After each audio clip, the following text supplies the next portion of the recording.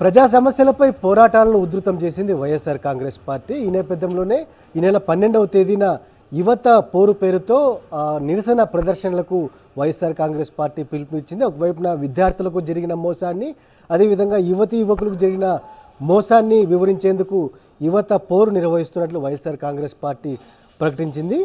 యువత పోరులో భాగంగా వైఎస్ఆర్ కాంగ్రెస్ పార్టీ ఏ డిమాండ్లను ప్రభుత్వం పైన ఉంచుతుందో తెలుసుకునే ప్రయత్నం చేద్దాం. మన ముందు సీనియర్ వైఎస్ఆర్ కాంగ్రెస్ పార్టీ నాయకులు, అదేవిధంగా ప్రభుత్వ మాజీ సలహాదారు ఆలూరు సాంబశివరెడ్డి గారు ఉన్నారు. ప్రధానంగా సాంబశివరెడ్డి గారు చెప్పండి, రేపు జరిగే నిరసన ప్రదర్శనల ద్వారా, యువత పోరు ద్వారా ఎట్లాంటి డిమాండ్లను ప్రభుత్వం ఎదుట ఉంచబోతున్నారు? మీరు ఒకవైపున ఫీజు రియంబర్స్మెంట్ కానీ లేకుంటే ఇతరత్ర డిమాండ్లపైన కానీ ఎట్లాంటి పోరాటాలను దశల వారీగా పెంచే అవకాశం ఉంటుంది చెప్పండి సార్. ఇప్పుడు ముఖ్యంగా రేపు యువత పోరుకు సంబంధించిన డిమాండ్స్, విద్యార్థులకు ఫీజు రియంబర్స్మెంట్ బకాయిలు మొత్తం వెంటనే విడుదల చేయాలనేది ఒకటి. అట్లాగే ఈ హాస్టల్ భోజనాల ఖర్చులకు సంబంధించి వసతి దీవెన లేదా స్కాలర్షిప్స్, వాళ్ళ పేరు మారిస్తే ఒకవేళ స్కాలర్షిప్స్ కూడా ఇమ్మీడియట్గా పాత బకాయిలన్నీ విడుదల చేయాలి. అట్లాగే వాళ్ళు ఎలక్షన్స్ అప్పుడు మేనిఫెస్టోలో చెప్పిన విధంగా నిరుద్యోగ భృతి, అయితే ప్రతి ఇంట్లోనూ నిరుద్యోగులు ఎవరైనా ఉంటే వాళ్లకు నిరుద్యోగ భృతి ఇస్తామన్నారు, నెలకు 3,000 రూపాయలు చెప్పన. అది కూడా ఈ సంవత్సరం అయింది, దాదాపు 10 నెలలు అయింది గవర్నమెంట్ వచ్చి. ఈ 10 నెలలకు సంబంధించిన బకాయిలు విడుదల చేయాలని. అట్లాగే జాబ్ క్యాలెండర్ అని చెప్పారు.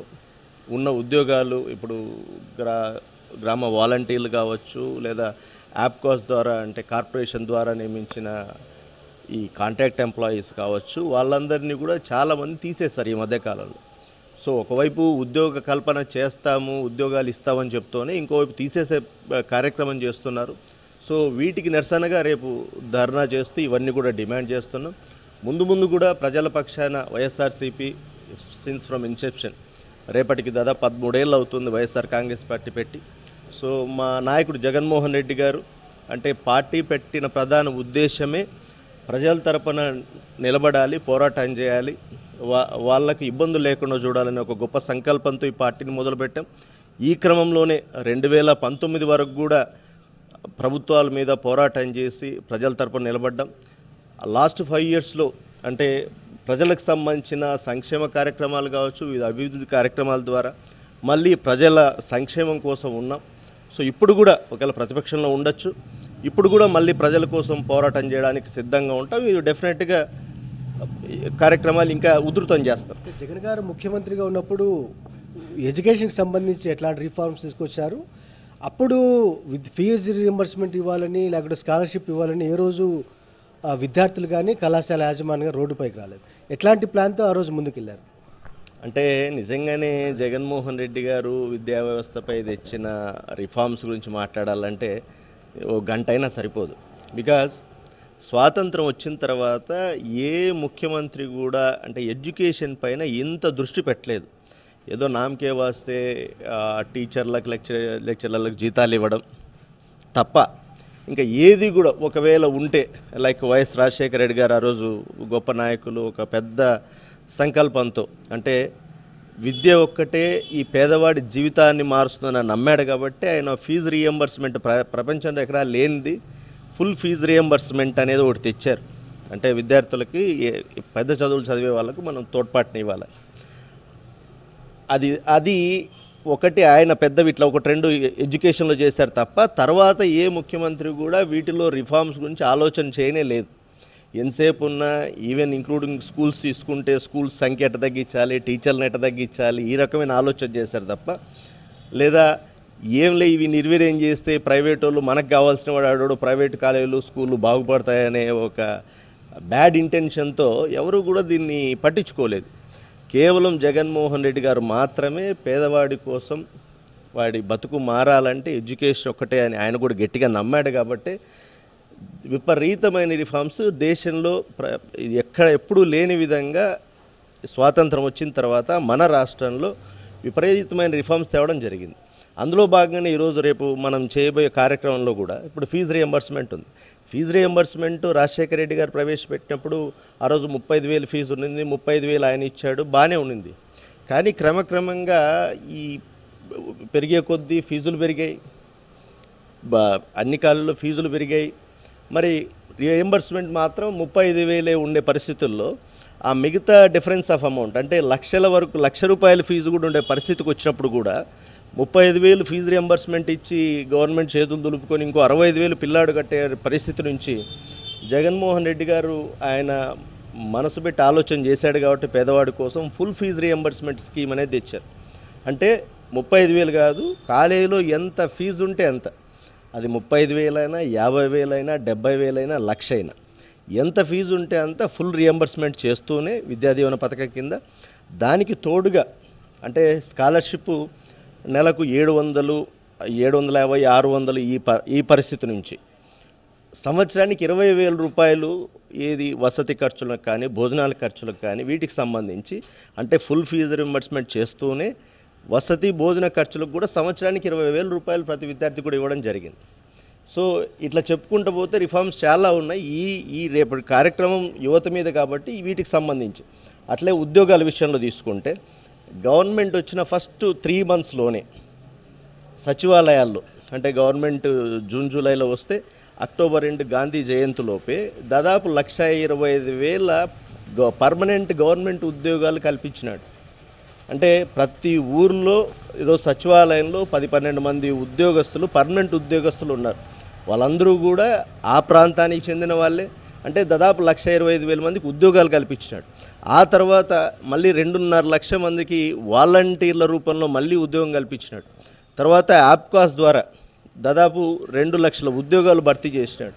తర్వాత మెడికల్ అండ్ హెల్త్ డిపార్ట్మెంట్లో 45,000 ఖాళీలు ఉంటే 45,000 ఖాళీని భర్తీ చేసినాడు. ఇట్లా చెప్పుకుంటూ పోతే ఖచ్చితంగా యువతీ యువకులకు అండగా ఉండి వాళ్లకు తోడ్పాట్లు అందించే కార్యక్రమాన్ని 100% మా ముఖ్యమంత్రి చేశారు.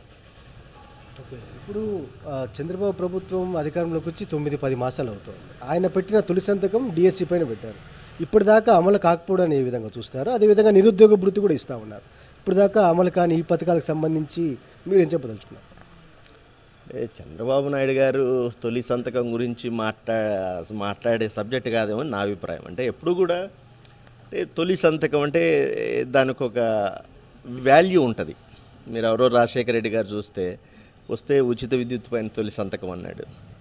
అట్లా జగన్మోహన్ రెడ్డి గారు వచ్చిన తర్వాత ఈ పెన్షన్ల పైన సంతకం అన్నారు. అంటే ఏదైనా మనం ఆ లీడర్ ఒక నాయకుడు చెప్పినప్పుడు అది చేస్తే దాని మీద మాట్లాడాలి తప్ప అది చేయడం అనేది అందరికీ తెలిసిందే. ఇవన్నీ కూడా కేవలం ఎలక్షన్లో అంటే ఓట్లు వేయించుకొని ఆ ముఖ్యమంత్రి సీట్లో కూర్చోవడానికి చెప్పే అబద్ధాలు తప్ప ఏవి కూడా వాస్తవ రూపంలో మనస్ఫూర్తిగా పేదవాడికి లేదా ప్రజలకి ఏదైనా చేయాలనేది ఎక్కడా ఉండదు. మీరు రీసెంట్గా కూడా చూశారు కదా, ఏదో మీటింగ్లో వైఎస్ఆర్సీపీ వాళ్ళకి ఏం చేయదు. అదే మా ముఖ్యమంత్రి 5 ఏళ్లలో ప్రతి మీటింగ్లో మేము కులం చూడం, మతం చూడం, రాజకీయం చూడం, పార్టీలు కూడా చూడము, పార్టీలకు అతీతంగా నాకు ఓటు వేయకపోయినా సరే ఆడికి సంక్షేమ కార్యక్రమం చేయాలని మా ముఖ్యమంత్రి చెప్పారు. That is the difference. So ఇంకా దాని గురించి మాట్లాడడంలో ఉపయోగం. డిఎస్ ఇప్పుడు కూడా ఇంకా స్కూల్ కాంప్లెక్స్ల పేరుతో స్కూళ్ళు మోడల్ స్కూల్స్ ఏదో అని అంటున్నారు. ఆ మోడల్ స్కూల్ అంటే ఒక మోడల్ స్కూల్ని దాన్ని డెవలప్ చేసి చుట్టూ ఉన్న 5-6 స్కూళ్ళని నిర్వీర్యం చేస్తే ఒక 5-6 స్కూళ్ళల్లో ఉన్న స్కూల్ రిక్వైర్మెంట్ టీచర్స్ రిక్వైర్మెంట్ తగ్గిపోతుంది. సో కొంచెం డిలే చేసి ఈ కార్యక్రమం కూడా చేసి ఉన్న టీచర్లు ఎక్కువ మంది ఉన్నారు, రిక్రూట్మెంట్ అవసరం లేదనేది అంతా ముందుకు వస్తారు. అంతే తప్ప ఇవన్నీ డిఎస్సీలు ఇవన్నీ చెప్పడం వరకే. పెండింగ్ బకాయిలన్నీ జగన్ ప్రభుత్వంలో ఉన్నాయి, అందుకే మేము క్లియర్ చేయలేకపోతున్నాం టీడీపీ నేతలు వాదిస్తున్నారు. ఆర్థిక విధ్వంసం అంటున్నారు. ఇది చాలా అన్యాయమైన మాట. నేను ఇందాకనే చెప్పాను, స్వాతంత్రం వచ్చిన తర్వాత ఏ ముఖ్యమంత్రి కూడా ఎడ్యుకేషన్ పైన ఎంతో దృష్టి పెట్టలేదు. మీకు ఫర్ ఎగ్జాంపుల్ ఇప్పుడు చెప్తాను. ఆయన అసలు ఏం విధ్వంసం చేశాడో జగన్మోహన్ రెడ్డి గారు, సరే ఆయన చేసింది చెప్తాను, అది విధ్వంసమా కాదా అనేది ప్రజలకు తెలుస్తుంది. ఇప్పుడు గవర్నమెంట్ ఏర్పడుతూనే ఫీజు రియంబర్స్మెంట్ పైన ఆయన డెసిషన్ తీసుకున్నారు. ఏంటి, we wanted to change the policy. ఏది 35,000 కాదు, ఫుల్ ఫీజు రియంబర్స్మెంట్ ఇవ్వాలి. అట్లాగే దానికి అదనంగా ₹20,000 వసతి ఖర్చు, భోజనం వసతి ఖర్చుల కోసం ఇవ్వాలని ఒక పాలసీ, కొత్త పాలసీ తీసుకుంది. అప్పటి వరకు కూడా అంటే కాలేజ్ అకౌంట్స్కి ఇచ్చేవాళ్ళు. మా నాయకుడు లేదు, మేము తల్లుల అకౌంట్కి ఇస్తాం, సో దట్ వాళ్ళు కాలేజీకి వెళ్ళాలి, ఫీజు కట్టి కాలేజీలో నాణ్యత విద్యా నాణ్యత ఉందా, అట్లాగే ప్రమాణాలన్నీ ఉన్నాయా, ఇన్ఫ్రాస్ట్రక్చర్ ఉందా, టీచర్స్ ఉన్నారా, అవన్నీ కూడా తెలియాలి. సో నేను తల్లుల అకౌంట్లకు వేస్తాను ఒక కొత్త పాలసీ తీసుకున్నప్పుడు ఐ థింక్ పాలసీ ఇవన్నీ చేయడానికి మేబీ 5-6 months పట్టిండొచ్చు పాలసీ అరైవ్ అవ్వడానికి. వన్స్ పాలసీ అరైవ్ అవుతూనే ఒకేసారిగా వన్ సింగిల్ షాట్లో 4,000 crores రిలీజ్ చేశారు ఆయన టువర్డ్స్ ఫీజు రియంబర్స్మెంట్. అందులో 2,200 కోట్లు ఆ అకాడమిక్ ఇయర్ అంటే 2019-20 అకాడమిక్కి సంబంధించిన కంప్లీట్ అమౌంట్ ఇచ్చారు. 2,200 కోట్లు, 2,120 కోట్లు 2120.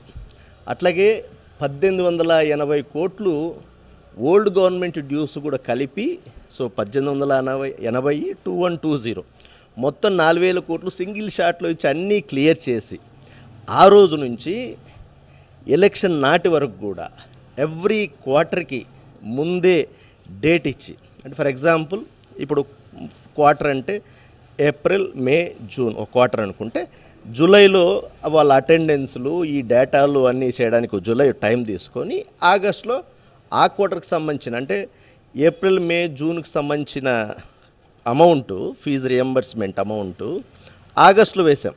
అట్లాగే జూలై, ఆగస్ట్, సెప్టెంబర్ సంబంధించింది నవంబర్లో వేసాం. సేమ్ సెప్టెంబర్, అక్టోబర్, నవంబర్కి సంబంధించి డిసెంబర్, జనవరిలో వేసాం. అట్లా ప్రతి క్వార్టర్కి క్రమం తప్పకుండా కంప్లీట్ 5 years కూడా ఇచ్చినాము. ఊరికే ఇవ్వడం కాదు, మీరు చూస్తే ఎవ్రీ ఇయర్ క్యాలెండర్ ఇచ్చేవాళ్ళం. ఇక్కడ చూస్తే మీకు క్యాలెండర్లో కనిపిస్తుంది. ఏప్రిల్ 2022 విద్యా దీవెన, సేమ్ మే 2022 విద్యా దీవెన, సేమ్ ఆగస్ట్ 2022 విద్యా దీవెన. ఇక్కడ చూస్తే మళ్ళీ అక్టోబర్ 2022 వసతి దీవెన, మళ్ళీ నవంబర్ 2022 విద్యా దీవెన, మళ్ళీ ఫిబ్రవరి 2023 విద్యా దీవెన. ఎప్పుడు కూడా ఈ మంత్ మిస్ అవ్వలేదు. ఈవెన్ లాస్ట్ క్వార్టర్ కూడా లాస్ట్ ఇయర్ ఎలక్షన్స్ టైంకి అంటే జనవరి, ఫిబ్రవరి, మార్చికి సంబంధించిన క్వార్టర్ డబ్బులు మేలో రిలీజ్ డేట్ కూడా అనౌన్స్ చేసాము. ఈవెన్ అమౌంట్ కూడా దానికి జీవో కూడా రెడీ అయిపోయింది, అమౌంట్ వచ్చింది. బట్ ఎలక్షన్ కోడ్ వీళ్ళు ఏదో కంప్లైంట్ చేశారు, ఎలక్షన్ కోడ్ ఉంది ఇవ్వకూడదని ఆపేశారు. ఇంకా ఆ రోజు నుంచి ఈ రోజు వరకు దాదాపు 5 క్వార్టర్లకు గాను ఒక 780 crores ఇచ్చి మేము ఇచ్చినాము, ఆయన ఏదో విధ్వంసం చేశాడంటే ఇంక అది నేను ఇప్పుడు చెప్పిన తర్వాత ఎవరు విధ్వంసం చేశారు, ఎవరు ప్రజల కోసం ఉన్నారు, పిల్లల కోసం ఖచ్చితంగా ఉన్నారనేది ప్రజలు తెలుసుకోవాలి. మొత్తం మీద విద్యార్థులు, యువకుల సమస్యల పరిష్కారంలో ముఖ్యమంత్రి చంద్రబాబు నాయుడుకి చిత్తశుద్ధి లేదని చాలా స్పష్టంగా మండిపడుతున్న పరిస్థితి కనిపిస్తోంది. ఎందుకంటే ఒక్క ఫీజు రియంబర్స్మెంట్ బకాయిలే 4,000 కోట్ల రూపాయలకు చేరుకుంది. ఇది కమిట్మెంట్ లేకపోవడం వల్లే ఇదంతా జరుగుతోందని ఆలూరు సాంబశివరెడ్డి గారు మండిపడుతున్న పరిస్థితి కనిపిస్తోంది. ఈ నేపథ్యంలోనే 12వ తేదీన జరిగే యువత పోరుకు పెద్ద ఎత్తున తరలి రావాలని పిలుపునిస్తున్న పరిస్థితి కనిపిస్తోంది. ప్రజా సమస్యలపై నిరంతరం వైఎస్ఆర్ కాంగ్రెస్ పార్టీ పోరాడుతూనే ఉంటుందని చాలా స్పష్టంగా పేర్కొంటున్న పరిస్థితి కనిపిస్తోంది. వీడియోస్తో శ్రీనివాస్, శివారెడ్డి, సాక్షి న్యూస్, అనంతపురం జిల్లా.